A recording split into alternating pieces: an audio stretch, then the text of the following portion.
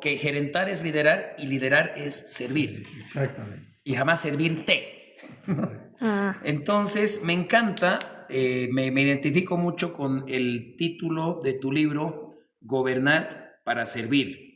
La audacia, y miren el subtítulo, la audacia liberal que logró transformar mi ciudad del 85 al 96. Y me gusta que has escogido como portada el Puente de las Américas, que luego vamos a hablar de ese audaz proyecto en el que tuve después ¿Tú participaste? el privilegio de participar ya de este lado privado, ¿no?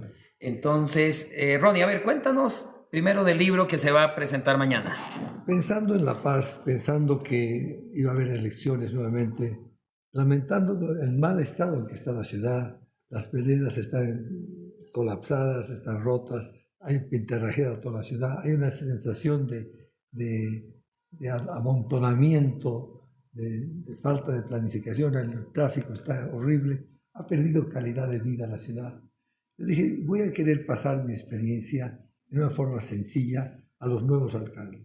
Y esto lo he producido para entregarlo a todos los candidatos, pero especialmente a los que puedan entender este modelo de administración para servir. Es un modelo que lo hice para estabilizar la ciudad en un momento similar al actual. Veníamos recibiendo un gobierno con hiperinflación del doctor Siles desde el principio de los 80, y lo que yo hice fue preparar un programa para estabilización para el presidente Banzer, pero como fui alcalde sabía lo que iba a pasar. Y me adelanté en la reforma liberal, que en algunos aspectos fue, digamos, no copiada, pero replicada por el gobierno central. Perdón, ahorita me entró una curiosidad. ¿Tú fuiste alcalde antes del 21060? No, después, ¿cierto? No, yo fui alcalde, preparé el plan, lo llevé a Harvard, y en un momento cuando el doctor general Banzer no fue electo presidente del Congreso, con su autorización le entregué el plan al doctor Paz antes que la asuma la presidencia. Ya. Él tomó el plan, organizó un grupo de trabajo alrededor de Gonzalo Sánchez de Lozada, porque, paréntesis, en toda la campaña él había hecho una campaña gradualista, guiado por Guillermo Pedregal, que era gradualista.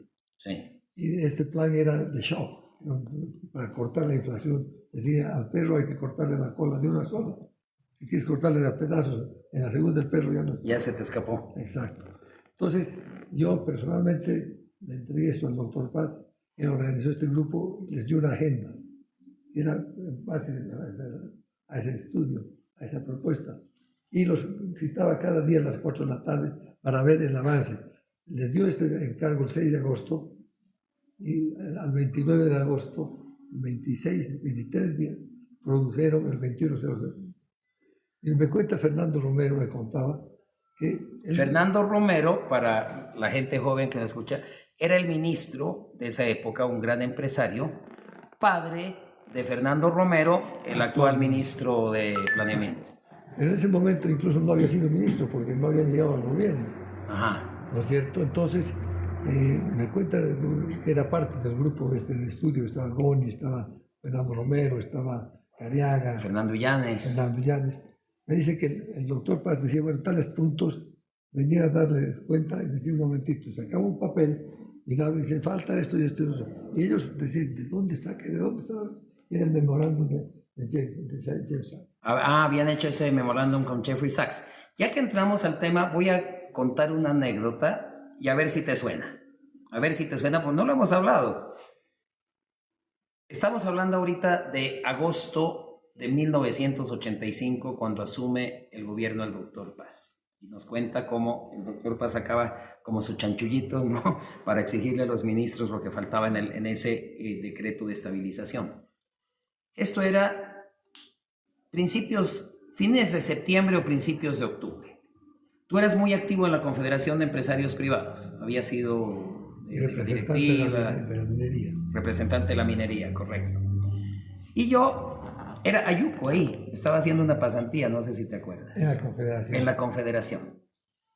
Habían creado una unidad de análisis de estudios económicos, yo estudiaba economía en la Católica, y había hecho ya un trabajo en el Banco Central, en cuentas nacionales, manejaba muy bien las cuentas nacionales, ¿no? Y llega Ronnie McLean, me acuerdo, sale del ascensor y yo estaba en la puerta de la Confederación en el piso 7 del edificio Cámara Nacional de Comercio con un gringo. ¿Tú estabas con el gringo? No, tú estabas con el gringo. Tú llegas con el gringo y yo les abro la puerta y les digo, hola Ronnie, bienvenidos, pasen.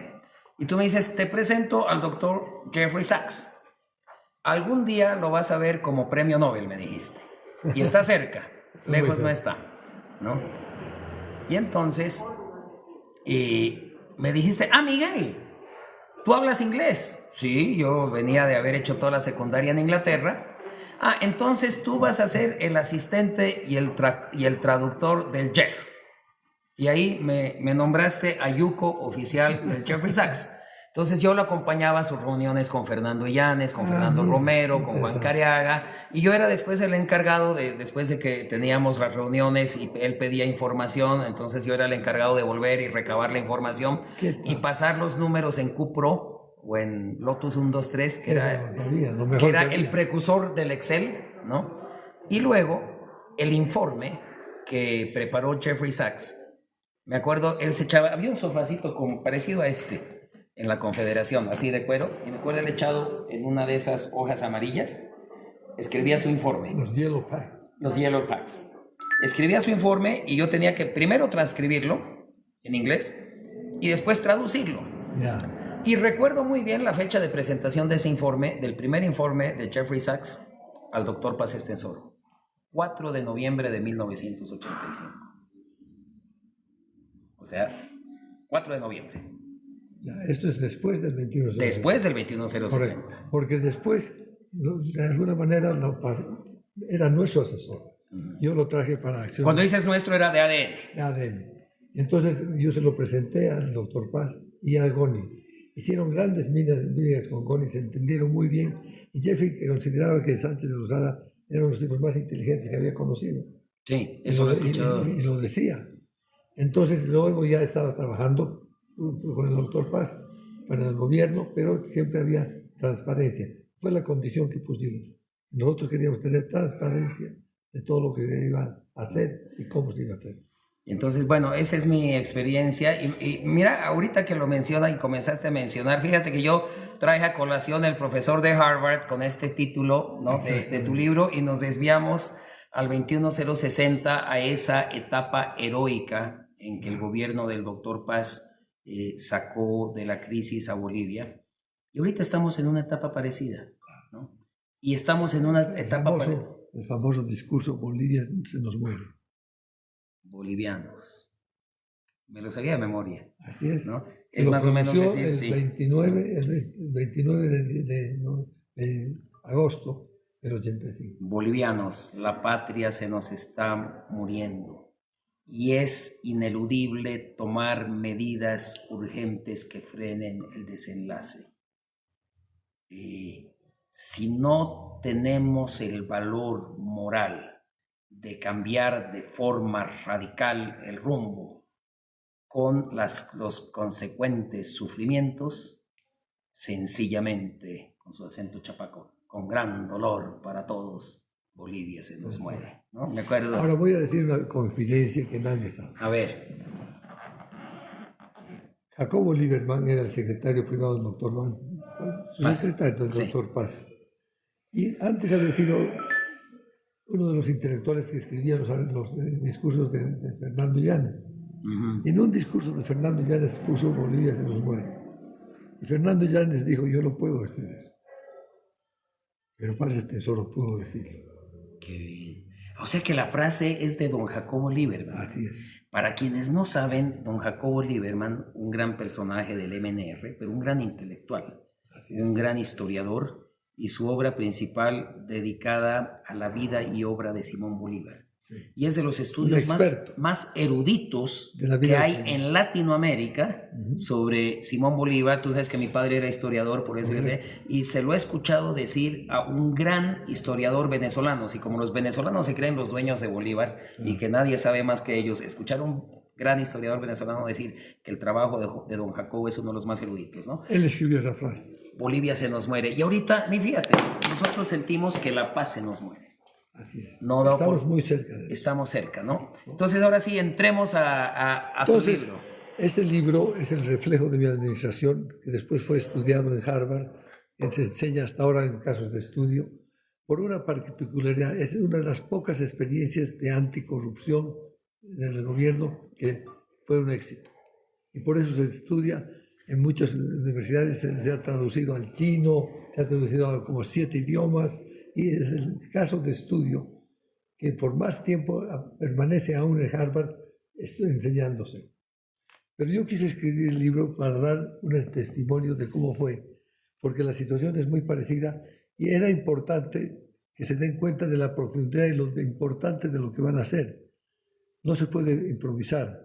Yo tenía un antecedente de haber gerentado empresas mineras grandes, tenía el antecedente de ser profesional en economía, tenía el antecedente de haber estudiado en la Escuela de Gobierno de Harvard, de haber sido ministro de Planeamiento, de ser ministro de Planeamiento, y empleé todo aquello para esta misión. Entonces, cuando veo a los candidatos y su experiencia, digo, no puede ser. No les pueden dar a alguien que no puede manejar un triciclo, no les pueden dar un jet. Ahora no se puede improvisar. Ahora tiene que ser una persona que está formada, que entiende los problemas, que ha practicado, que no puede aprender en el cargo, que tiene que saber antes que de venir al cargo. Y bueno, con ese criterio es que yo he empezado a mirar quién podría ser el mejor candidato para la paz. Y creo que Miguel puede ser, por sus antecedentes, por su profesión, porque conoce esto, porque ha vivido nuestra experiencia de ser muy joven y ahora mismo ha contado cómo ha coparticipado en ese proceso. Me gustaría, porque después coincidimos años más tarde en otro proyecto que para mí es emblemático para la paz, el Puente de las Américas. Y déjame dar una introducción técnica en ambos aspectos. Primero, el Puente de las Américas es el primer puente de Obenques, el primer puente atirantado, ¿no? Esos cables así, que no es lo mismo que puente colgante, porque el puente colgante básicamente haces tú un pilar, otro pilar, cuelgas un cable y del cable cuelgas el puente. Esto es un puente atirantado. Viene a decir, es como agarrar, miren, si yo quiero agarrar este libro, fíjense cómo lo puedo agarrar así, ¿se dan cuenta? Claro. Esa es la tecnología detrás del Puente de las Américas, que era de vanguardia en Sudamérica. Ahora, yo tengo una duda, porque ese puente, la empresa donde yo trabajaba, Latinoamericana de Construcciones e Ingeniería, ganó la licitación en consorcio con una empresa francesa de diseñadores. Tú tuviste la audacia de licitar un puente en la modalidad diseño y construcción. Sí.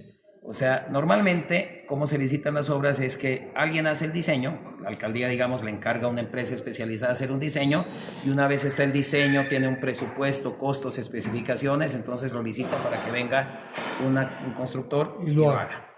Pero este es, a mi entender, y aquí sí, no sé si hay antecedentes anteriores, pero tengo la impresión de que es el primer proyecto, por lo menos que hace la alcaldía, no sé si a nivel nacional, que dicen, venga alguien y diséñeme y construya el puente.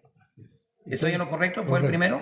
Fue el primero en Bolivia, no se había hecho ninguno y yo me enteré por el hermano de Rodrigo Navarro, Mauricio, que trabajaba en Francia con una empresa de construcción de puentes. Yo fui a una reunión del Banco Mundial a París y visité la empresa y vi esta maravilla. Pero aprendí una cosa más importante. Cuando alguien quiere hacer algo, una solución, necesita un puente. Ese ingeniero ha estudiado hace 10, 15 años en Bolivia o quizás fuera y pide lo que él sabe de hace 20 años. Exactamente. Entonces aprendí de que no hay que licitar el puente, hay que licitar el problema. Muy bien dicho, y te voy a dar algo más desde mi experiencia de constructor.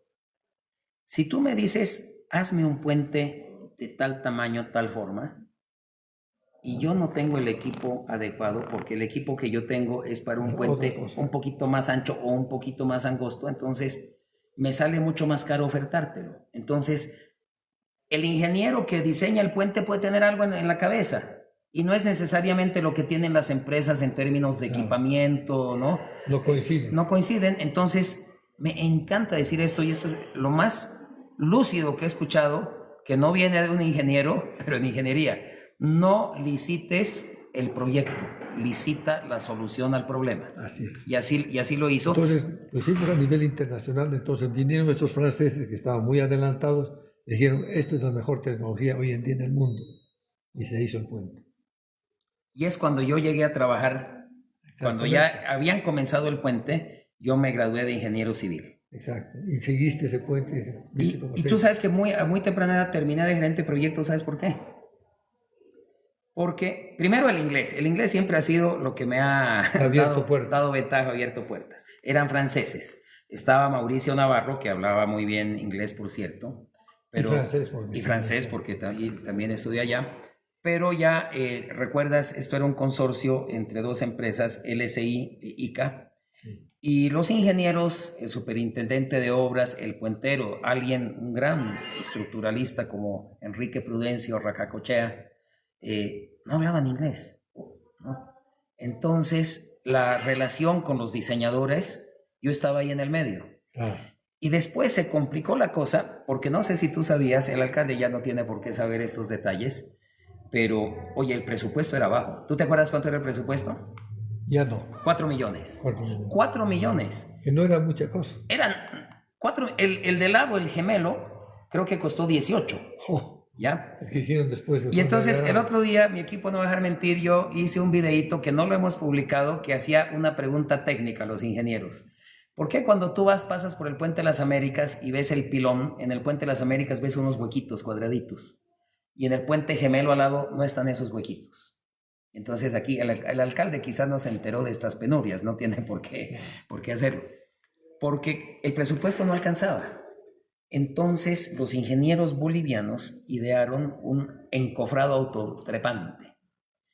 Manuel Aschbacher, no sé si te acuerdas, ¿no? Que fue presidente de la Cámara de Industrias, de los mejores ingenieros con los que me he topado en mi vida. Muy bueno. Y me he topado con muchos ingenieros internacionalmente.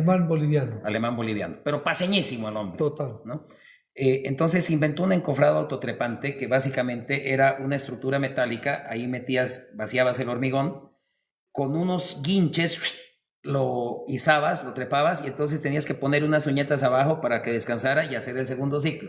Y luego otra vez lo jalabas así. Exacto, tac. Por eso fue tan barato, ¿no? Y entonces yo terminé de gerente de ese puente. ¿Por qué? Para hacer los lanzadores los tuvimos que hacer en Metalúrgica Arica. Aquí no había metalmecánica como para eso. Me tuve que ir como 1 mes y medio a estar ahí dirigiendo. Y Aschbacher era bueno en esas cosas. Él era el diseñador. Y Aschbacher me mandó a mí primero a supervisar. Después, para sostener eso, eran unas barras hiperresistentes que solo había en Alemania. Había que importarlas de Alemania. Luego, los cables de los obenques los tuvimos que traer de Estados Unidos, de Florida Wire and Cable. Luego, el sistema para tesar esos cables ahí debajo del puente y los anclajes era de un sistema Stronghold, que lo teníamos que traer parte de España, parte de Holanda. Entonces, toda la logística de comercio exterior, de abrir cartas de crédito, y además de asegurar que las especificaciones del producto, de los cables, de los anclajes, de las barras, de todo coincidieran con las especificaciones del diseño, era complejo, tenías que hacerlo técnico. Y entonces al final, me acuerdo, había reuniones con el alcalde y el alcalde preguntaba, ¿cómo va el cronograma? Y se paraba el ingeniero y decía, aquí está el cronograma. Yo, no, porque todavía no llegan los cables. No, entonces, va a ser, no, porque las barras de tesado llegan en otra. Entonces al final, Carlos Morales, oye, gerente de proyecto, porque tú eres el que tiene toda, ¿no? Entonces, por eso yo tengo mucho orgullo. Y aquí voy a contar una anécdota también con Ronnie. Yo estaba en una reunión cuando estaba haciendo esas pasantías en la alcaldía. Y yo escuché en una reunión que tú trajiste a un planificador urbano, un catalán. Y te digo, mira, la mayoría de las ciudades son así.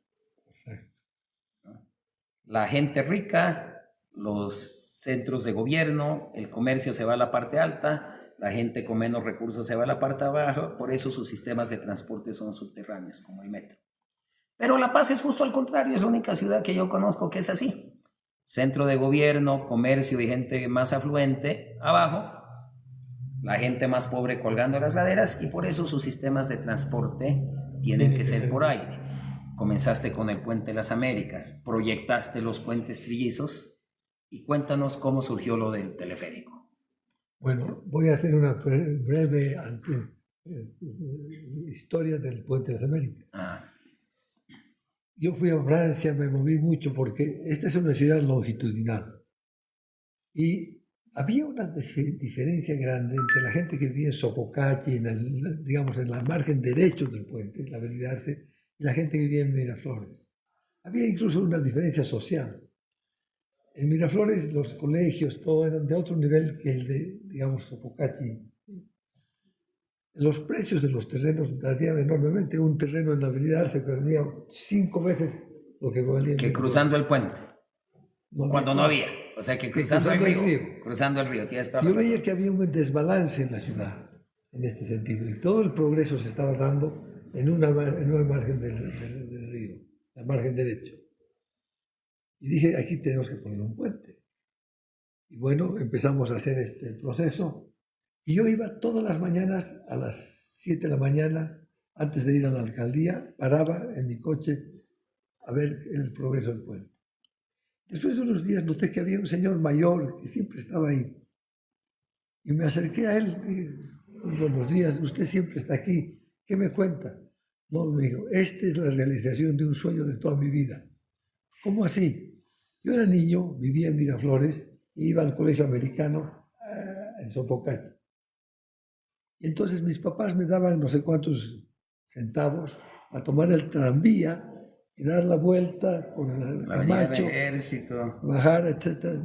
Creo que iban por la Camacho porque no podían ir de mucha, ¿no? Plano. Me tomaba pues 3/4 de hora, 1 hora llegar. Y me costaba tenía una denominación tanto de dinero. Entonces yo me guardaba ese dinero, bajaba a pie y había un tronco. Y era un chico pequeño y el río caudaloso abajo, él pasaba por el tronco. Y siempre decía, algún día alguien va a hacer un puente aquí. Y usted es la realización de ese sueño. Qué lindo. Qué lindo, ¿no? Y es que obras bien planeadas, bien planificadas y sobre todo bien ejecutadas le cambian la vida a la gente, pero grandemente. ¿Y qué pasó? Los precios de Miraflores subieron. Muchas empresas se instalaron, la televisión de Garafos, entre otras, en Miraflores. Se equilibró el precio. La gente que tenía propiedad en Miraflores se enriqueció en el sentido de que comenzó a desarrollarse muchísimo los edificios. Los precios mejoraron. Por una medida administrativa, una obra técnica, la vida de la gente puede cambiar. Y eso es lo que no se dan cuenta, que si actúan al contrario, permitiendo el deterioro, etc., la ciudad de La Paz, por el problema del tráfico, es una ciudad de baja productividad, porque cuesta ir a la oficina, cuesta volver. Hoy día yo he estado en 3 reuniones, una en la Plaza Baroa, otra en la Plaza Murillo, ahora vuelvo a la Zamudio. Eso es tiempo de que yo podría estar trabajando y produciendo. O sea, ese es el verdadero sentido. Y lo segundo, sobre servir. En una verdadera democracia, el dueño es el ciudadano, que contrata a través de una votación a un administrador que son los políticos, pero que tiene que reconocer que el dueño, el principal, es la gente. Y no que ahora yo soy presidente y hago lo que me da la gana, gasto lo que me da la gana, contrato lo que me da la gana. No, señor. Es servir. Y ese concepto es muy importante porque inspira la humildad del gobernante. Gobernar para servir, nos dice Ronald McLean. Estamos comentando su libro y su experiencia como alcalde. ¿Cuánta gente nos está siguiendo en este momento? 313 personas. Perfecto. 313 personas, es un auditorio. Un aspecto más, que no lo quise poner en el título. Este es un libro de cómo combatir la corrupción. Porque el éxito mío, que no era mi propósito, fue que la corrupción colapsó. Porque rompí la ecuación del monopolio más la discrecionalidad, menos la rendición de cuentas, producen corrupción. Y ese es el modelo socialista, donde el gobierno es un monopolio, los ministros, los presidentes toman las decisiones discrecionalmente, como fue financiar el teleférico con plata del Banco Central, sin licitación, con contratos directos, y no, sin tener que rendir cuentas a nadie. Y la rendición de cuentas es a la gente, hasta las instituciones, es a la Contraloría General, que ha desaparecido en este país. Sí. Acabas de mencionar a la Contraloría y quiero hacer un breve paréntesis. Una de las personas que más contribuyó al país en esta lucha contra la corrupción y la institucionalización, Antonio Sánchez de Lozada. ¿Estás de acuerdo? Que acaba de fallecer, por eso... Gran ciudadano, gran servidor público. Gran servidor público. Era un brahmin, como dicen los ingleses, es decir, era un aristócrata del servicio. Sí. Yo también, yo he tenido, cuando me doy cuenta, un gran privilegio en la vida, porque fui muy cercano a Antonio Sánchez de Lozada por mi gran amistad con... Era muy amigo de mi papá y yo hasta el día de hoy soy siendo íntimo amigo de su hijo, con el Pliqui, ¿no? Entonces vi muy de cerca lo que hizo en la Contraloría y pero muy sentido tributo a Antonio Sánchez de Lozada cuando hablas de Contraloría y estos temas. Hay que escribir su biografía. Sí. Yo quiero escribir un buen artículo sobre él porque fue un ejemplo muy distinto a Goni, los dos siendo excelentes en diferentes cosas, pero él era un brahmin, un servidor público de aristocracia, en el sentido de que hacía las cosas con absoluta profesionalidad, con impecable prolijidad, con orden, sí. con ideas muy claras, y se trajo los mejores hombres. A él, entre otros, uno de sus contralores fue Eduardo Rodríguez Belcé. Sí. El otro de sus contralores fue Jorge Treviño, que yo lo contraté en la alcaldía y luego fue a la Contraloría. Y una gran subcontralora, la doctora Vilma Crespo. Pero para no desviarnos, volvamos al teleférico, ¿no? Yo, en mi concepción, la primera vez que escuché fue cuando tu asesor, alguien que habías traído para unas conferencias, para algo, un urbanista catalán, nos dio la explicación. La Paz es así, el centro de gobierno abajo, el comercio, la gente con más dinero, la gente con menos recursos en las laderas, y por eso el sistema de transporte tiene que ser por aire. Entiendo que en esa lógica fue que pensaste también en el Puente de las Américas. Ronald McLean fue quien proyectó los puentes trillizos, los ideó, lo dejó a nivel de proyecto, ¿no?, para ejecutar. Y ahora cuéntanos el génesis del teleférico. Bueno, querían hacer un tren rápido al Alto, porque había gran población, no tan gran, pero se empezaba a poblar el Alto. Entonces estudiaron que un tren ligero, primero con esa pendiente era imposible, y luego que la autopista iba a ser más ligera que el tren, a un costo muy alto. Entonces empezaron a ver otras alternativas, hablaron de un subterráneo, un metro, imposible por todos los ríos y riachuelos, y el costo. Abrir la ciudad para hacer un metro es desastroso. Entonces fuimos descartando y quedó el teleférico. Yo decidí proyectar esta idea, la planteé en mi primera elección, que fue en el 85, en la segunda el 87, el 89, el 91 y el 95. Esto como planteamiento de campaña electoral, o sea, de electoral. Recordemos, esto es importante sobre todo para la gente joven que nos ve, que en época en que Ronald McLean fue alcalde, había una absurda norma de que los periodos del alcalde duraban solo 2 años, 2 añitos. Era absurdo, eso cambió el 90.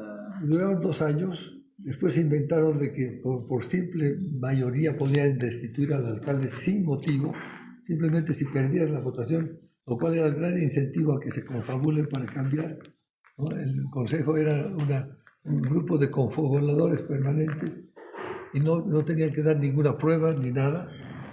Y además el alcalde tenía que renunciar si quería reelegirse 3 meses antes. O sea que los 2 años eran menos 3 meses además. Paréntesis con eso. El Puente de las Américas, todos sabemos que es proyecto de Ronald McLean. ¿Quién puso la placa? ¿Quién tiene la placa ahí? A ver, un segundo. Tú sabes, ¿cierto? Yo también sé. ¿Quién sabe quién puso la placa? ¿Qué alcalde puso la placa como obra inaugurada en la gestión del alcalde Tantitos en el Puente de las Américas? A ver si alguien pone nombre, ¿nos dices? A ver, que alguien responda. No, a ver si alguien responde. Del Granado, dice. No. Zapato Roto. ¿Quién? Zapato Roto. No, Tampoco Mantilla. No. El mente no olvidó cómo se Fue un alcalde suplente mío. José Luis Laquis. Julio Mantilla, es decir. No. Un Cuando hombre que... yo renuncié para candidatear, el puente estaba listo, él decidió inaugurarlo y no me invitó siquiera. Aquí dice César. ¿Quién? César. No. Yo no me acordaba ya el nombre, pero era un concejal de ¿De Condepa creo que No, era? No, de UCS. de UCS. De UCS. un Sí. señor. José Luis Laquis, ahí tiene... Porque Sigue la placa. ahí está la placa de la empresa, de mi empresa, que después venía, el SI, y José Luis Laquis. Y yo cuando fui a ver, no puedo creer. Pero cuando seas alcalde tienes que ver mi placa. Ah, sí. Ah, la vamos a... Ahí está, compromiso. Porque a César lo que es del César y el teleférico no es del César. Eso que quede claro. Así es. ¿No? Entonces lo promovimos mucho tiempo, la gente creía que no se podía hacer, había una resistencia, hasta que finalmente empezamos el proceso, se licitó, empezó a hacer el diseño, la licitación. Omagaski ganó la propuesta con estas dos empresas bolivianas, firmamos el contrato, los españoles dieron el financiamiento que después lo tuvimos que pagar porque lo perdonaron, porque era parte de la celebración de los 500 años, del quinto centenario, sí. Aquí yo recuerdo bien esa parte del proyecto. Primero, tú habías proyectado 2 líneas, ¿cierto? Una que era de las antenas de Ciudad Satélite al Mercado Camacho, y la otra que era más o menos en la ruta de la actual línea roja. Esa era la línea 2 que proyectaste, ¿no ve? Esto lo proyectó Ronald McLean, y esto un ingeniero de mi edad lo tenemos pero absolutamente claro. Y no es que dijo una idea, me gustaría hacer un teleférico, no. Hizo el proyecto, lo puso en blanco y negro, lo licitó, lo adjudicó y lo contrató. Y tenía el crédito y gestionó el financiamiento, $18 millones del Fondo de Ayuda al Desarrollo del FAD, ¿no? De España. Con un detalle. Cada kilómetro valía 4 millones. Ahora han pagado 26. Fíjense, cada kilómetro valía... En tiempos de Ronald McLean, el Puente de las Américas costó 4 millones. El puente del lado costó 16 o 18. Igualito. Pocos años después. El teleférico de Ronald McLean costaba 4 millones por kilómetro. El teleférico... Ese mismo teleférico, contratado por Evo Morales con su gerente firma cheques César Dockweiler, costó 23 millones por kilómetro. Y aquí yo quiero ser enfático en algo. César Dockweiler no solamente no tuvo la idea, porque la idea la tuvo quien está aquí presente con nosotros, y no la idea. La idea, el proyecto, como digo, lo licitó, lo adjudicó y firmó el contrato y gestionó y consiguió el financiamiento. Yo me acuerdo cuando vino el ministro de España, el ministro de Desarrollo, Asensio Arias, y el embajador era Carmelo Angulo. Es que yo me acuerdo porque tengo buena memoria, ¿no? Entonces, que venga alguien a decir ahora, y me lo dijo en mi cara, yo ideé esa solución para el problema del transporte, fue una idea mía. Entonces, si puedes mentir en eso, puedes mentir en todo. Claro, si puedes mentir, es como que yo te diga, ¿sabes qué, Ronnie? Yo construí este hotel y mira el espacio libre que hay, estamos al aire libre y es de día. O sea, me dices, pero estás alucinando. No, es una falta de seriedad profesional, porque primero que es un proyecto del gobierno central. Exacto. No fue de la alcaldía de ese tiempo. Es un proyecto que todas las decisiones se tomaron al margen de este señor y fue nombrado gerente. Él firmaba los cheques, Claro. nada más. Porque otra vez, Los cheques sobrevaldeados. exacto, con los cheques del sobreprecio. Y tengo muchas denuncias que no han querido hacerlo parte de la campaña porque mi campaña ha sido propositiva, pero también de muchos sobreprecios en la expropiación de los terrenos donde van las torres y donde van las cosas, ¿no? Entonces el señor que firma los cheques no es pues el gerente, o sea, no es el creador. Y además hay un dicho en mi rubro de ingeniería, de ingenieros. Con equipo y dinero, cualquier cojudo es ingeniero, ¿no? Y sí, si tienes un montón de plata, una chequera inagotable y tienes equipo, con equipo y dinero, cualquier cojudo es ingeniero. Y entonces no había sido ingeniero, ¿no? Es militar. Sí, militar, pero entonces tengamos bien claro, porque voy a volver un poco al Tutel. Y fíjense la diferencia. El alcalde Ronald McLean bautizó el proyecto como Tu Teleférico, ¿no? Del ciudadano. Evo Morales lo bautizó como Mi Teleférico y encima puso su carota ahí en todas las puertas. Es una vergüenza. Y es una vergüenza que César Dottweiler ahora diga no soy masista cuando nos ponía la cara de Evo Morales en cada cabina, en cada puerta, en cada estación del teleférico. Entonces eso es lo que da cierta bronca. Pero la gente lo sabe, porque la gente más joven quizás puede confundirse, pero gente que tiene 40 años para arriba sabe perfectamente. Nos acordamos, ¿no? Pero yo quiero volver al Tutel, porque el proyecto de Ronald McLean se llamaba Tutel, Tu Teleférico. Ronald McLean, en la misma lógica, fíjense que comentábamos de cómo licitó el Puente de las Américas y resultó muy, pero muy barato. Y ahora estoy pensando, el gemelo debe haber sido mucho más caro porque deben haber licitado primero el diseño, cobrado la coima y después licitado la construcción y volver a cobrar otra coima, ¿no? Eso debe ser. Pero bueno, no quiero... esto es una conjetura, no es una acusación, no tengo ninguna prueba de eso. Pero la diferencia de precios sí es un dato factual, ¿no? Es sustancial. 4 por 4, 16. Más o menos 4 veces más costó el puente gemelo, sí, que el puente de las Américas, ¿no? Pero sea como fuere, la licitación que hizo Ronald McLean sobre el teleférico, yo se las voy a contar y tú no la vas a comentar. Básicamente dijo, venga alguien, miren, este es el plan del teleférico, quiero esta línea, licitó la línea 1, que en realidad era la 2, la 1 era la roja, la actual roja, y la 2 era la que bajaba de Ciudad Satélite a la Camacho, era la línea 2 y era un poco más corta, quizá ya tenías gestionado el financiamiento con España, el financiamiento estaba asegurado, $18 millones, entonces dije, tengo $18 millones de crédito. Quiero que me construyan, le planteaste el problema. Quiero un sistema de transporte por cable que me transporte un mínimo de 3,000 pasajeros por hora, con cabinas de no más de 12 pasajeros, cada cabina. ¿Ya? Y tenía obviamente una serie de especificaciones. Entonces, tú tienes que diseñar, tú tienes que construir, tú tienes que operarlo, hacerte cargo del mantenimiento, del cobro, todo. Y tú tienes que pagar el crédito de los 18 millones, que era un crédito blando, concesional, pero además tienes que mantener la tarifa en 20 centavos de dólar. Y entonces se gana el proyecto, se gana el contrato, aquel que me pida la menor subvención. Para copar lo que faltaba. A mí ese planteamiento me pareció brillante y otra vez digo, siempre hay que dar crédito al dueño de la idea, porque eso es lo que yo he estado diciendo, que así tiene que operar el teleférico. Entonces, en mi programa de gobierno es el teleférico, ese que muy mal hecho, con sobreprecios y todo, pero ya lo tenemos. O sea, la calidad es buena porque lo hicieron los austriacos. Cobraron lo que les dio la gana, Dottweiler les pagó, no vamos a eso, pero... Un momentito. Los que vendieron el teleférico no fueron los austriacos. Fue una compañía montada en España que intermedió aquello, le pagó a los austriacos lo que tenía que pagarle y se quedó con la diferencia en la transacción.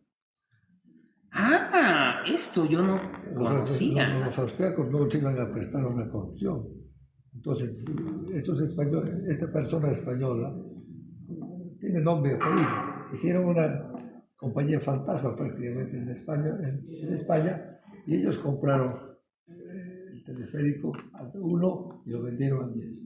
O sea, Evo Morales, con su gerente Doc Weiler, le contrató a esta española. Claro. Ah, mira cómo son las cosas, ¿por qué?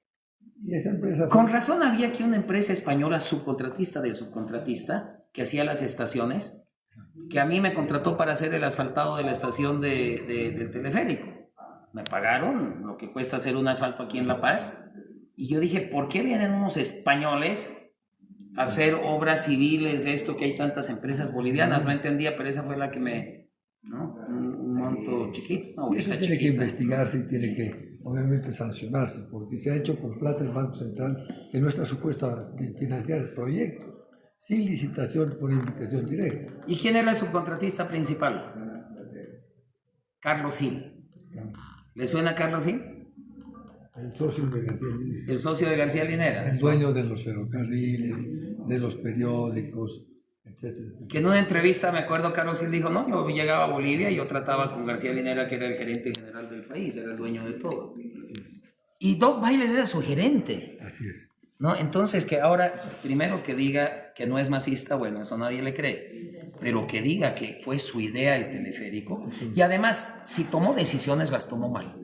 Y a ver si tú estás de acuerdo y estaba en tu concepción como verdadero proyectista, ideólogo, no ideólogo porque eso no es ideología, pero el padre, ¿no?, de este proyecto. Cuando este arquitecto, este urbanista español decía la paz es así y tiene que ir por aire, así, nunca nos dijo tiene que ir así. O sea, tú no haces el teleférico, el transporte por cable, el transporte por área, por encima de las avenidas.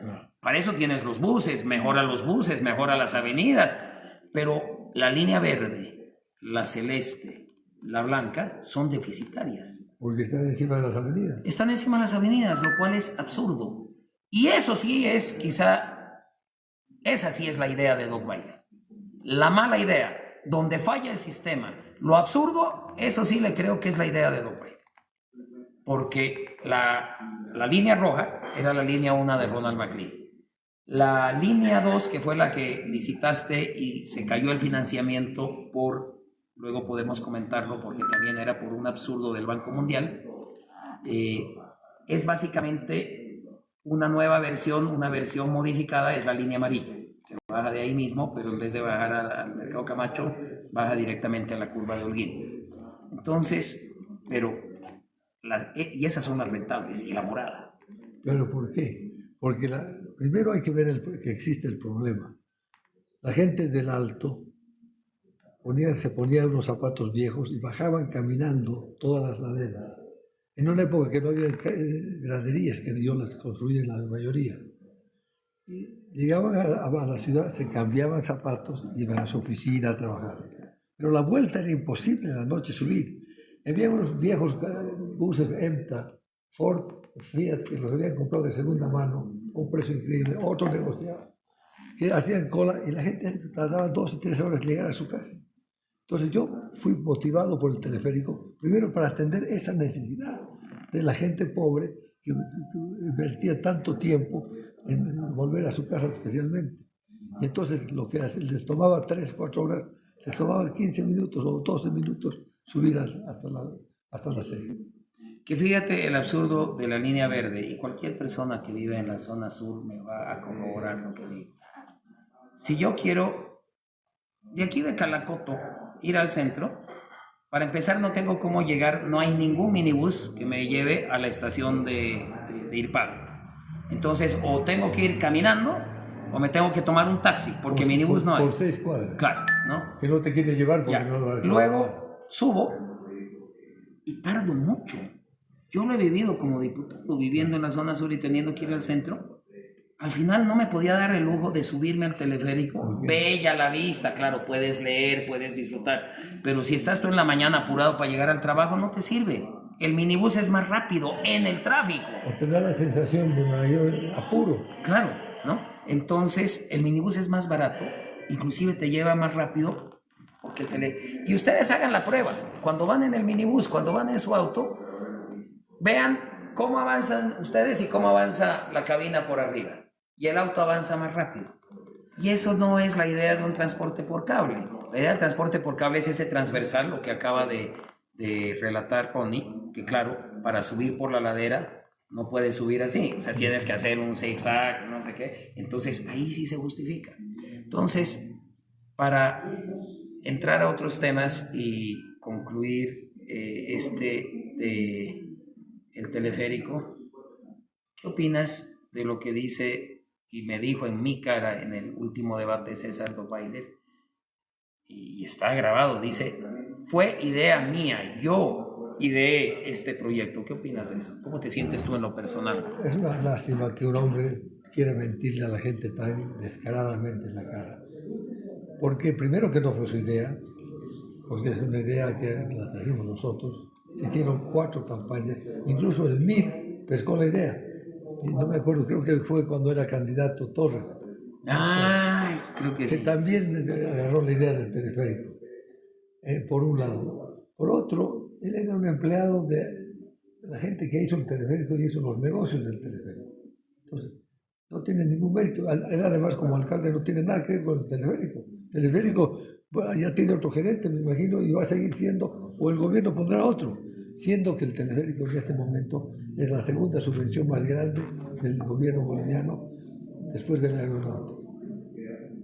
Por eso yo planteo que el teleférico tiene que ser una empresa metropolitana y volver a la idea original de Ronald McLean. ¿Qué voy a hacer así? Miren, ya. La deuda del teleférico con el Banco Central, eso es algo que tiene que arreglar el gobierno central, otra administración, pero fue una metida de pata del gobierno central, no de la alcaldía. Pero de acuerdo a la competencia municipal, a la competencia constitucional, el transporte es una competencia exclusiva del municipio. Lo hicieron sin permisos, sin trámite, en la forma de Evo. Le meto nomás. Le meto nomás y después veremos. Sí, ¿no? Y a Doug Bailer meterle nomás, ¿no? Y el otro, sí, papito Evo.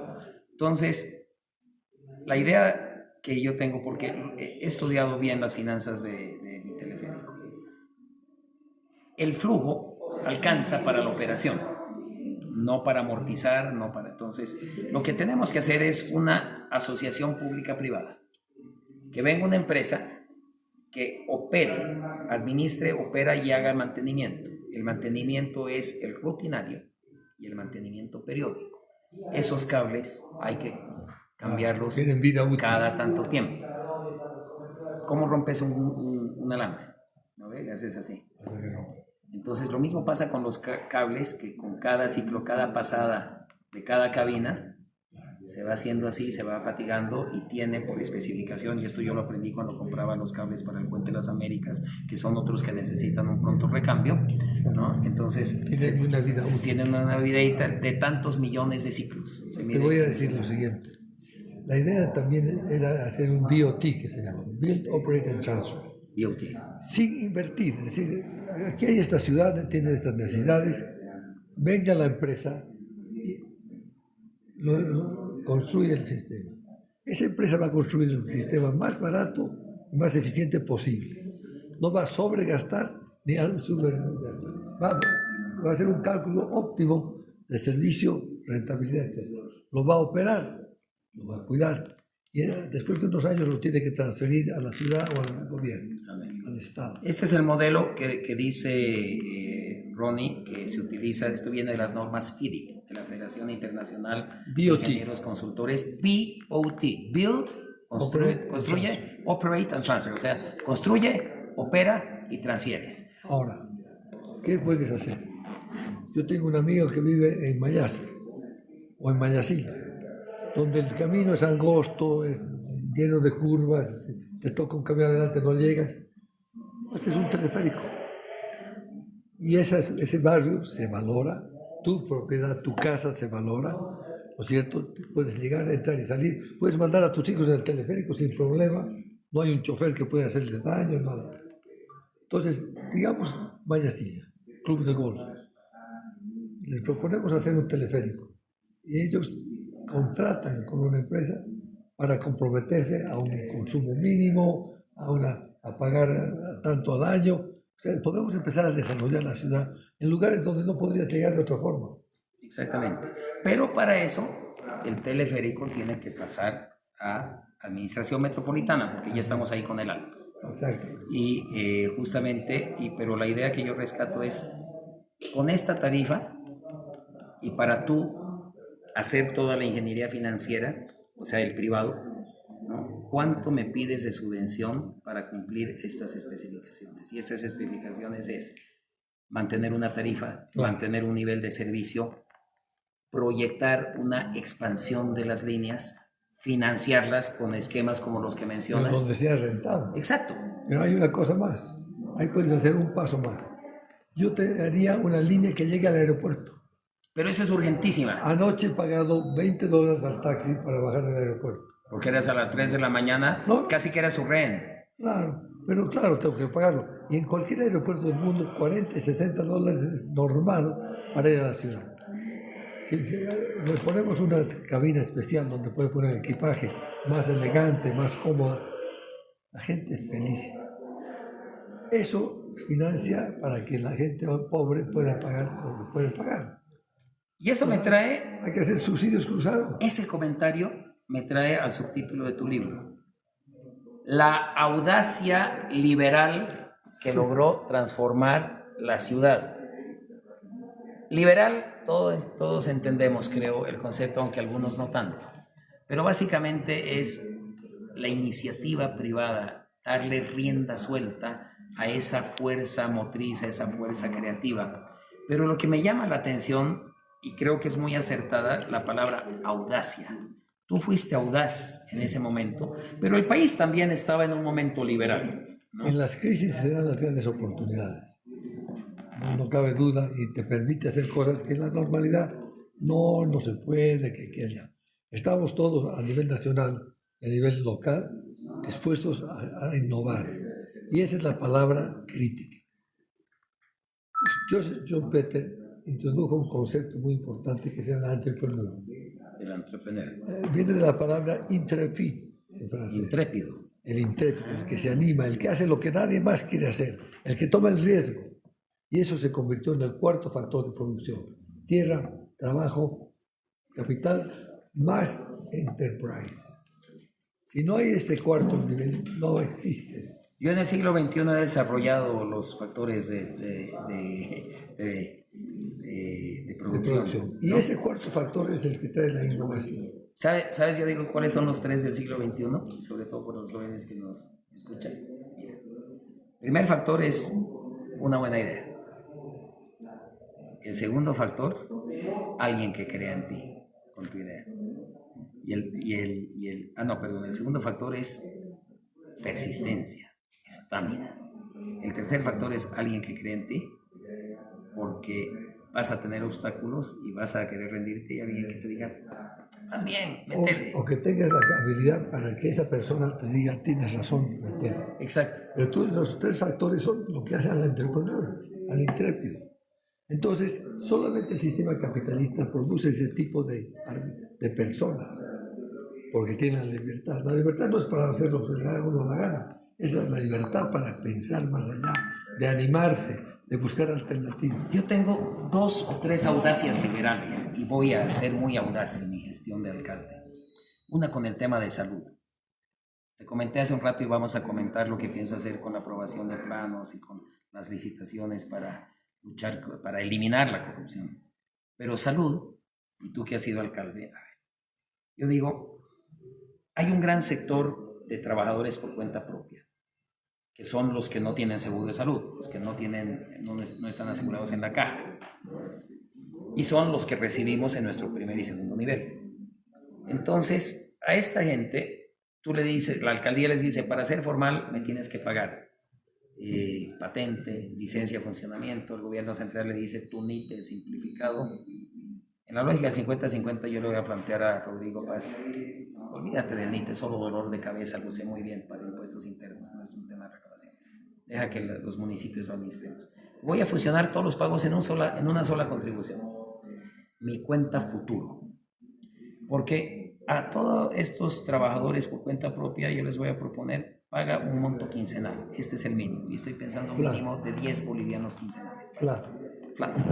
Y si tú quieres, puedes aumentar de categoría, pero depende de ti. ¿ya? O sea que no necesito fiscalizar, no necesito tener ahí un montón de funcionarios y es que fiscalizan y cobrando coima, ¿no? Entonces, en este esquema, les digo, la mitad de lo que contribuyes va a tu cuenta individual, en una plataforma blockchain, en nombre de Ronnie, en nombre de Denise, de María, de Pedro, de Juan, de mí. Y con eso se paga tu seguro de salud. Pero tú, y entonces voy a convocar, y he hablado con varios amigos de aseguradoras, voy a convocar al sector asegurador. Les digo, miren, y espero yo en el primer año de funcionamiento de esto, he calculado tener 200,000 contribuyentes. Entonces, miren, tengo 200,000 contribuyentes que me da, claro, y además me da como 6, 7 millones de bolivianos al mes. Para el primer y segundo nivel, no estoy hablando de, ¿no? Ese es el nivel de cobertura. Entonces, ¿qué ponen ustedes? Y voy a convocar al sector privado de salud, a los farmacéuticos, a los laboratorios, los que hacen rayos X, ecografías, de laboratorio de sangre, etcétera. A ver, armemos el seguro. ¿Y qué pongo yo como alcalde? Y aquí, por eso, qué honor, qué privilegio estar con el mejor alcalde de La Paz. Yo he calculado, la alcaldía va a poner 300 millones de dólares. ¿De dónde salen esos 300 millones? Es el valor que le he calculado de la infraestructura y el equipamiento de los 271 centros de salud que funcionan tarde, mal y nunca. Pone la alcaldía. Entonces mira lo que pone la alcaldía. Infraestructura y equipamiento por 300 millones de dólares. Una base de contribuyentes que te contribuyen 6, 7 millones de bolivianos al mes. ¿Ya? Y vienen las aseguradoras. A ver, ¿en la audacia liberal esto funciona o no funciona? Puede funcionar muy bien. Porque ahí, bueno, iba a decir Javier Iturralde, no fue él directamente, pero su portavoz, en un debate en temas de salud, no, eso no va a funcionar nunca. Bueno, una de las características de mucha gente, y lamentablemente de nuestra propia gente, es dime qué quieres para que yo me oponga. No, sí, no. Primero te dan la lista de los que por qué no. Yo digo, atrévete a pensar por qué sí. Y después vamos a ver arreglar lo que queda por qué no. Y ese es el switch que tenemos que hacer en la vida. El entrepreneur no dice que no se puede, dice que podría poderse. Kennedy decía una cosa parecida. Piensa qué puedes hacer tú por tu país y no qué tu país va a hacer por ti. ¿Qué puedes tú contribuir en lo positivo? Y eso es importante. Y eso es importante en la formación de nuestra juventud. Que ellos se animen a inventar, de pensar, de acomodar, de hacer las cosas de otra manera. Oye, Ronnie, ahorita que te escucho, me admira tu vitalidad y tu permanente capacidad de innovar. Como si fueras chango. Soy chango. Y eso, porque hay un candidato que dice, yo soy el candidato más joven y por eso tengo que ser alcalde. Y cuando yo planteo estas cosas, más o menos me dice, viejo, ¿no? Pero lo que me cuestiona, ¿en qué norma está? Las normas no te permiten. Y comienza a nombrar norma de esto y no, porque... Y es muy triste ver gente joven aferrada a ideas viejas, a no tener audacia. ¿Por qué no puede? ¿Por qué no se puede? ¿No? Este es el cuarto libro que estoy entregando este año. Bueno, no, desde el año pasado y estamos en marzo.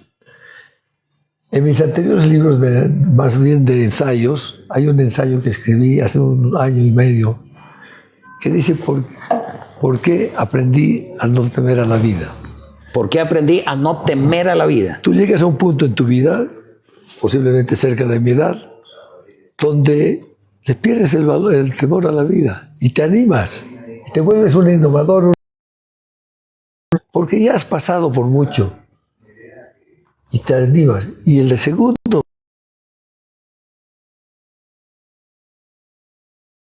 el miedo a la muerte, el pecado, la cosa que aquí. ¿Y por qué le pierdes el miedo a la vida? Te permite crecer, ser generoso, compartir, ayudar. Eso es lo que un hombre de mi edad quiere. No necesita dinero, no necesita prestigio, puede ya tenerlo todo eso. Lo que quiere ver es pasado su experiencia a sus hijos biológicos, que son todos ustedes, son jóvenes. Yo tengo un montón de gente del exterior que quiere ayudar a Bolivia sin cobrar un peso. Economistas. Existe ahí un subsecretario del Tesoro de Estados Unidos casado con boliviana que adora este país, quiere ayudar. ¿Quién es? El nombre no... ¿Jeffrey Franks? No, Jeffrey ha sido... Es del FMI, ¿no? Sí, ya dejó el FMI, que también ha trabajado con nosotros. Pero eso es lo que la gente joven tiene que entender, que la experiencia, juntamente con su valor, ¿no es cierto?, con su innovación, pueden dar resultados muy interesantes. Qué inspirador, y con esto me quedo, ¿no? Vemos aquí, hemos tenido el grato privilegio de tener una conversación distendida. Insisto, para mí en los últimos 50 años, que es hasta donde alcanza mi memoria de este niño, ha habido dos grandes alcaldes, Mario Mercado Vaca Guzmán, que proyectó el crecimiento de la ciudad por el margen derecho del Choquellapo, y Ronald McLean Avaroa, que terminó de ejecutar esa visión de Mario Guzmán y no dijo, la idea es mía,